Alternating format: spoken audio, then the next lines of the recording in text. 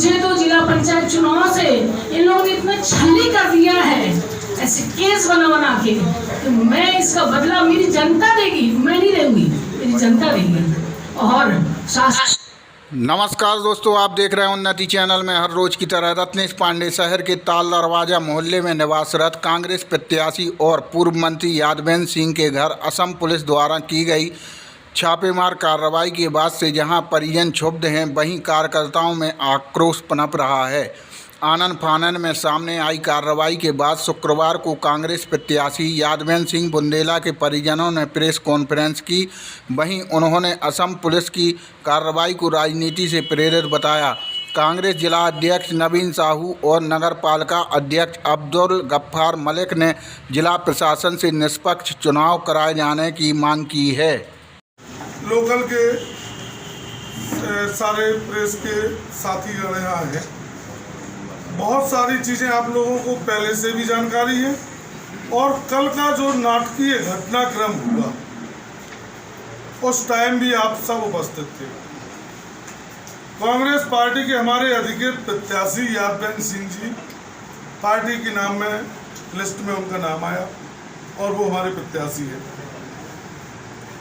उनके साथ जिस प्रकार की भारतीय जनता पार्टी के ये लोग प्रताड़ित भी कर रहे, पीड़ित भी कर रहे, ये पहला मामला नहीं है, ये तीसरा मामला है। इसके पहले जब नगर पालिका के चुनाव हुए उस टाइम भी यही आलम था।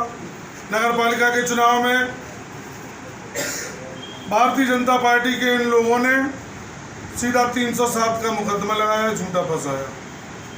इसके बाद एक और दूसरा मामला हुआ और अभी ये नाटकीय घटनाक्रम ये हुआ कि कल जिस प्रकार से आसाम की पुलिस आई और परिवार को बिना सूचित किए, एक सम्मानित परिवार टीकमगढ़ जिले का जो नेतृत्व करता है, कई बार वो विधायक रहे, पूर्व में मंत्री रहे, उनके परिवार सहित उनके पूरा का पूरा परिवार था, उस परिवार में बिना सूचना दिए आप परिवार के अंदर आ गए। चुनाव आते जाते रहते हैं। मैं भी आज 59 का हो गया हूँ।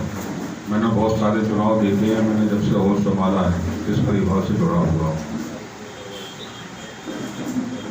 जिस तरीके से आज के समय पे एक राजनीति, एक कूटनीति के तहत चुनाव हो रहे हैं, ये देश के लिए, हमारे प्रदेश के लिए अच्छा मैसेज नहीं है। चुनाव के तरीके से होना चाहिए। चुनाव हम आप लोग खड़े होते हैं, डिसीजन जनता लेती है, जनता के हाथ में ही डिसीजन होता है। जनता जो चाहेगी वही होगा। मैं यहाँ पे इसलिए आज मुझे बुलाया गया पत्रकार। आप लोग ये बताइए, जिला पंचायत चुनाव से देख रहे हैं कि भारतीय जनता पार्टी किस तरह का व्यवहार कर रही है। ये कोई इंसानियत नहीं है। कांग्रेस ने इतने साल शासन किया, फिर कांग्रेस शासन करेगी अब, लेकिन कांग्रेस ने कभी बदले की भावना से किसी चुनाव में किसी के परिवार को हतोत्साहित नहीं किया।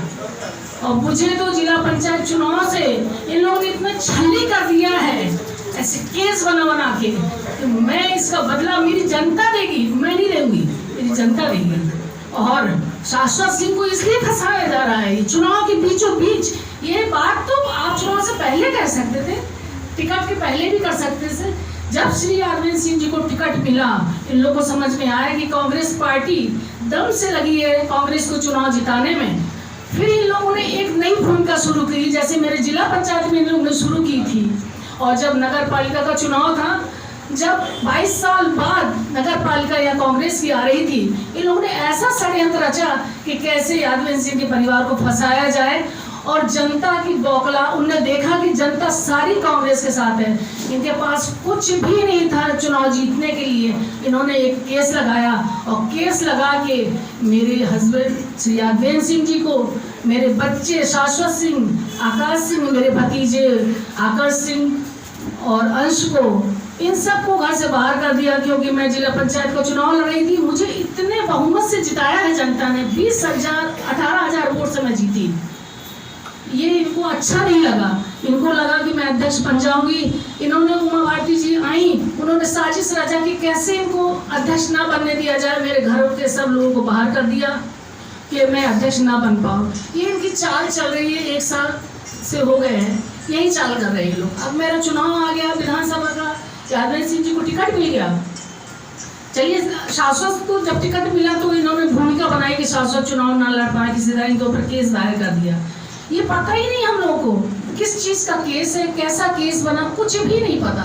जब कल पुलिस आई तो पता चला कि आसाम पुलिस आई और साथ में यहाँ की पुलिस आई थी, तो मुझे तो पता ही नहीं था। हम लोग तो सुबह उठ ही रहे थे और इतने में पुलिस बाहर बैठी मिली, हम लोगों को पता ही नहीं था कि क्या है, कुछ भी नहीं, जानकारी नहीं, कुछ भी नहीं पता। हम लोग सुबह ये बताइए, कोई भी होता है तो थोड़ा सा आदमी ये कहता है कि भाई आपके घर के हमको बात करना है या जांच करना है या मुझे शाश्वत से बात करना है या मुझे यादव सिंह जी से बात करना है, मुझसे बात, किसी से भी बात करना है तो पहले पुलिस इंफॉर्मेशन करती है कि मेरे घर आ रहे हैं, क्या कारण है। कोई कारण नहीं, कोई पता नहीं, क्या देखने आए, मुझे यही नहीं पता। वो तो पता नहीं, भगवान की कृपा है, भगवान और मेरे ये सब जितनी जनता है टीकमगढ़ की, जो कांग्रेस जन है, सारे सहयोगी, वो इतना सहयोग करते हैं कि मेरे जिला पंचायत में, मेरे नगर पालिका में इस जनता ने इतना सहयोग किया कि मैं अपनी जनता की आभारी हूँ। अब सारी चाल ये हो रही है, शाश्वत ने प्रचार किया, उनकी चाल ये है कि शाश्वत प्रचार ना कर पाए, उनको केस में फंसा दो, जिनके घर के लोग न। मैं ये कह रही हूँ कि मेरे बच्चे अगर नहीं निकलेंगे प्रचार में और मैं नहीं निकल पाऊंगी, मेरी जनता वोट देगी मुझे, मेरी सारी जनता, मेरी क्षेत्र की खुल के। मैं 2-3 चीज़ों पे आपका ध्यान आकर्षित करना चाहूँगा।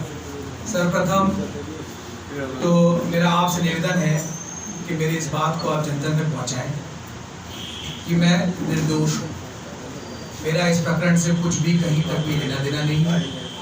सीआईडी मेरे यहाँ जांच करने आती है। दूसरी चीज़, बहुत से भाजपा के नेताओं का मैंने कल पेपर में पढ़ा कि उन्होंने कहा कि आचार संहिता मध्य प्रदेश में लगी है। बिल्कुल ठीक बात है, आचार संहिता मध्य प्रदेश में लगी है, इसीलिए तो सीआईडी असम से आई, क्योंकि असम में तो आचार संहिता लगी नहीं।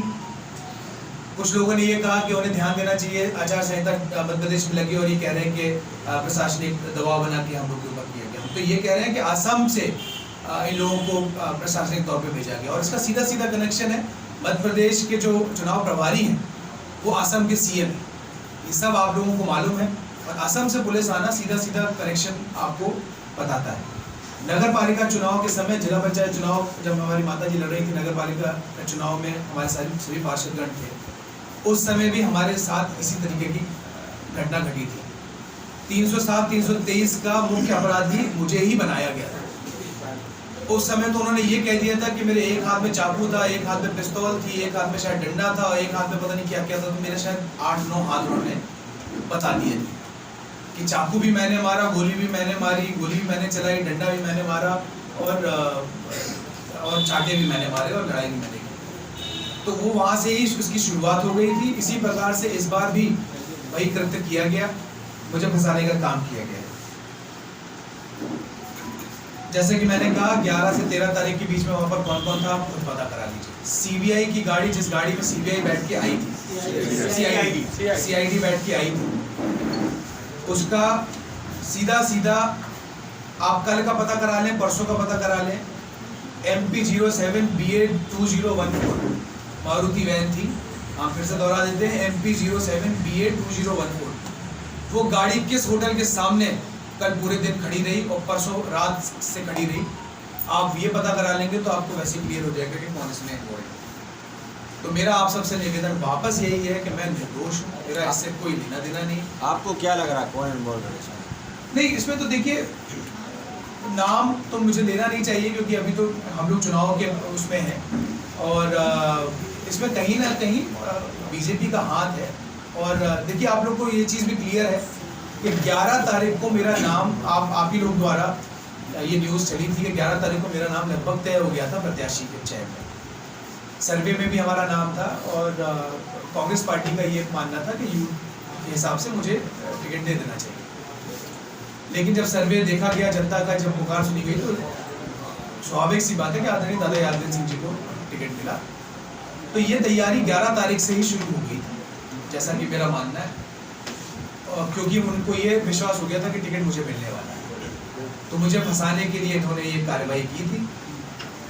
दूसरी चीज़, जैसा कि आप कह रहे हैं कि कौन इन्वॉल्व है, तो नाम तो मैं नहीं लेना चाहता, वो तो आप, जैसे कि मैंने आपसे कहा कि 11 से 13 तारीख के बीच में असम में कौन कौन था आप स्वयं पता कर सकते हैं। आपके टच में सब लोग हैं, टीकमगढ़ बहुत बड़ा शहर है नहीं, जिला बहुत बड़ा है नहीं, आपको स्वयं पता चल जाएगा, उससे आपको समझ में आ जाएगा कि 13 तारीख को किस प्रकार से ये मेरे ऊपर एक्शन किया गया।